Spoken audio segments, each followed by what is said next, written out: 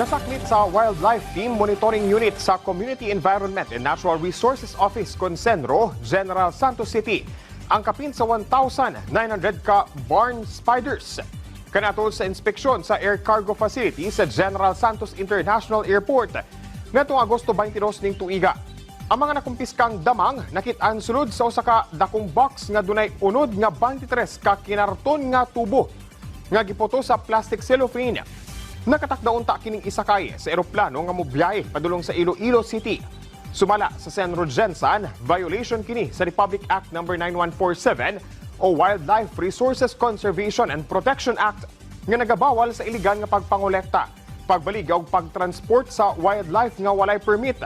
Sa pagkakaroon ana sa kustodiya sa Senro General Santos ang mga nasakmit nga damang ug nakatakdang ibalik sa ilang natural nga puy-anan aron sila nga mapreserbar.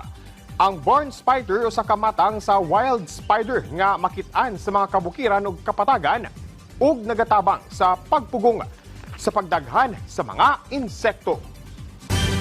Nanghatag ang Department of Social Welfare and Development Field Office Region 12 og 1,696 ka family food packs sa mga pamilyang naapektuhan sa kalit nga pagbaha sa Tantangan, South Cotabato.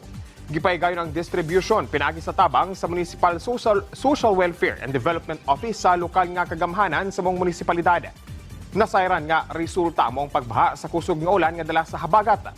Gisiguro sab sa DSWD Region 12 nga mahatag dayon ang tabang sa mga pamilyang apektado aron nga matubag sab dayon ang ilang panginahanglan. Ug mo kadto ang mga nagunang balita dinhi sa PTV Davao. Ako si Jay Lagang para sa Pambansang TV sa Bagong Pilipinas.